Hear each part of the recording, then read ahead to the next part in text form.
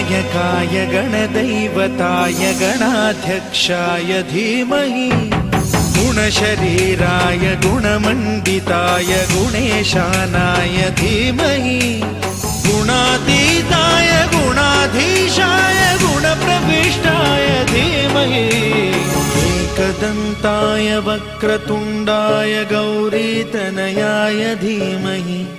गजेशानाय भालचन्द्राय श्रीगणेशाय